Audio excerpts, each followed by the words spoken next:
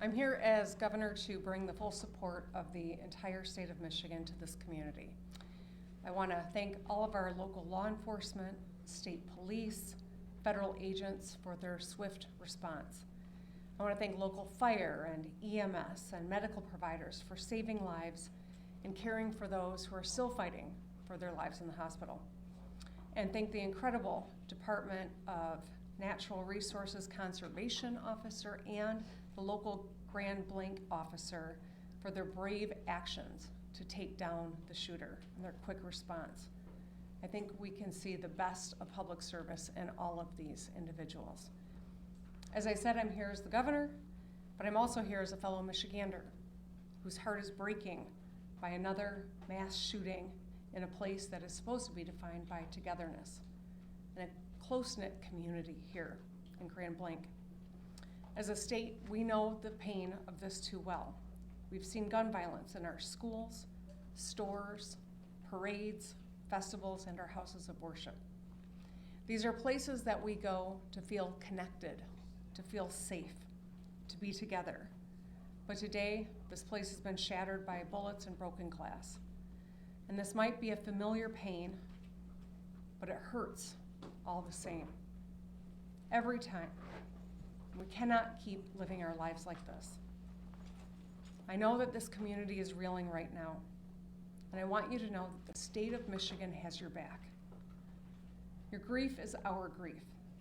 I ordered flags lowered statewide, and I spoke with President Trump yesterday, who wanted to share his condolences. We will be here every step of the way and coordinate a full response with our local and federal partners. Folks here at the township, at every level, have been working closely together. If there's one thing I know about Michiganders, it's that we get through hard things together, and that's who we are. That's how the good people here at the Grand Blanc Church of Jesus Christ of Latter-day Saints live their lives. They worship together, they sing together, and they serve together. And that's why I was so proud to see powerful statements from interfaith leaders across Michigan denouncing this attack on a house of worship. They grieved for this congregation as though it was their own. They spoke with one voice for the basic principle that we all believe in, that you should be able to pray in peace in our state, no matter who you are. I know that in the hours and days ahead, we will see the best of Michigan. We will see neighbors being neighborly, checking in with a call, bringing over some food, or offering a hug. We'll see medical providers work hard to save lives and treat those in need, with scars both seen and unseen. We will see this congregation unite and rally together like never before and continue worshiping together, singing together, and serving together. Because that's who Michiganders are. We will stay in close contact and continue to work together. Now, like everyone I know, we have lots of questions. How could this happen? What created this moment? Why? And that's motivated by a genuine motivation to understand, to learn, to prevent in the future. But I want to caution everyone. While we are working hard, while the good men and women who are working hard are doing so with due diligence, at this juncture, speculation is unhelpful and it can be downright dangerous. So just ask that people lower the temperature of rhetoric. Keep your loved ones close and keep this community close to your hearts. Let's keep doing the work together. Let's be kind and let's love our neighbors. Thank you, and now I'd like to introduce the head of the Michigan State Police, Colonel James Grady. Thank you, Governor, and good afternoon. This community has been greatly impacted by yesterday's events. We are offering our deepest condolences to those affected by this tragedy. This horrific event is something that this community has never experienced. It is important at this time that we come together to support one another in this time of grief. We stand ready and willing to assist both our local and federal partners with any additional needs as this investigation continues. The Michigan State Police immediately responded alongside our public safety partners to secure the scene, provide support to our neighbors, with our emergency support team serving search warrants, the bomb squad and K-9 team sweeping numerous locations for evidence and explosives. Additionally, our forensic science laboratories and our special investigations section continue to investigate the officer-involved shooting and work alongside our federal and local partners. I'd like to take a moment for everybody to remember that last year we put together an initiative called Stop a Plot. While we are committed to keeping our community safe, we also need your help. Again, it takes everybody. 53% of mass attacks leave a trail of clues leading up to them. And 2/3 of mass attackers elicited behavior that caused concerns. So we are asking our communities to stay vigilant, and if you see something suspicious, please contact local law enforcement or 911 immediately. We will keep the family in our prayers here at MSP as they continue to cover and we work together. Thank you for your time. Next up, we will have from the thank you. We will have ATS Special Agent in Charge for Michigan, James Deere. Good afternoon. My name is Jim Deere with ATF. I'm the Special Agent in Charge for ATF Michigan. On behalf of the men and women of ATF, I offer my deepest sympathy and condolences to this community and to the families affected by this tragedy, this horrific act of violence. There is no place in our society for this. There's absolutely no place. But it's become all too common, and as we know, we have become more and more desensitized.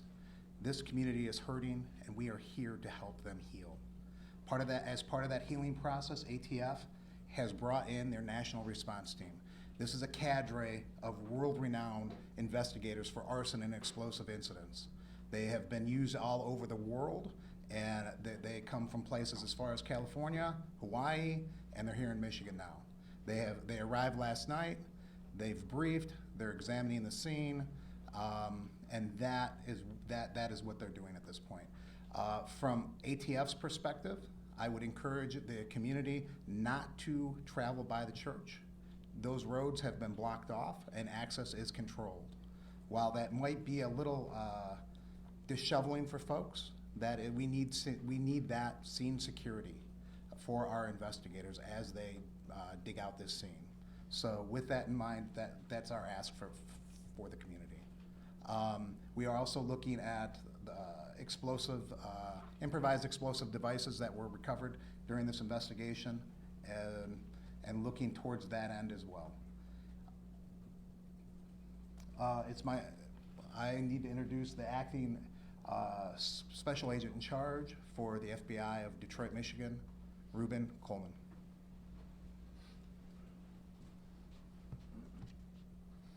My name is Reuben Coleman. I'm acting Special Agent in Charge of FBI Detroit Field Office, which represents the entire state. At this time, we wanted to provide an update on our investigative efforts regarding yesterday's tragic shooting at the Church of Jesus Christ of Latter-day Saints in Grand Blanc, Michigan. First, I want to express my gratitude for all the cross-agency collaboration between our federal, state, and local partners. Their support has been outstanding and critical to this investigation. We are in lockstep with our partners as we continue to work through this. As I mentioned yesterday, the FBI is investigating this as an act of targeted violence, and we are continuing to work to determine a motive. In the past 24 hours, our investigative squads and specialty teams have been out all night, exhausting leads, some of which have been coming in from the public via tips. Our special agents, victim specialists, child advocate forensic interviewers, and local partners have interviewed over 100 victims and witnesses to date and are continuing to interview individuals as we speak. Our Evidence Response Team, or ERT, which is a specialized team of special agents, intelligence analysts, and professional staff, are trained to process crime scenes and collect evidence. They were out all night and continue processing the scene as we speak. Our field office has stood up national equities for support.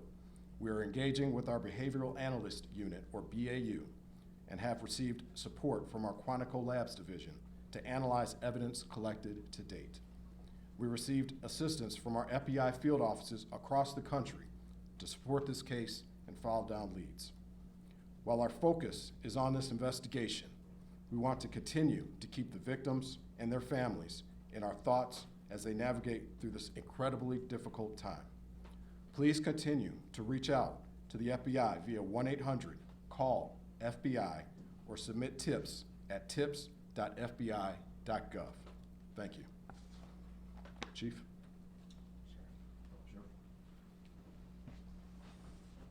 You prepare in peace to perform in chaos. I saw it live. I saw what you trained for, what you planned for, and the reality hit yesterday morning in a bright sunny day when people went to worship.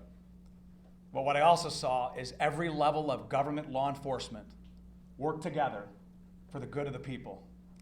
What I witnessed was people putting their lives at risk that had 2 months on the job as an EMT, or brand new firefighters, veteran firefighters, and law enforcement, just to bring a sense of stability to a scene that was chaotic and dynamic. As the sheriff of this county, I see the great people every day. But I want this community to know that those ranks and those agencies that were mentioned before me, we worked together. We worked in concert, and we did the job. And there's more to do.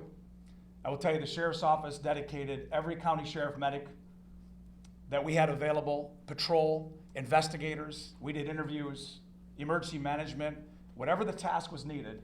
The sheriff's office worked with everybody that you heard and many that you don't know to bring justice and also order to this scene. But I will tell you, the days are continuing. We have 31 marked cars on as we speak, making sure schools that are in session, in churches that are planning Bible studies, regardless of faith-based, that they will be protected. Anybody who calls in, we will be there like other law enforcement to settle the community and bring a sense of calmness to people. There is an uncertainty, but law enforcement, especially this sheriff's office, will bring that to you.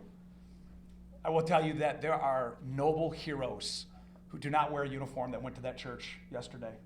You're going to hear their stories as we lay out this case with law enforcement, but I will tell you this, those heroes from that church did their job.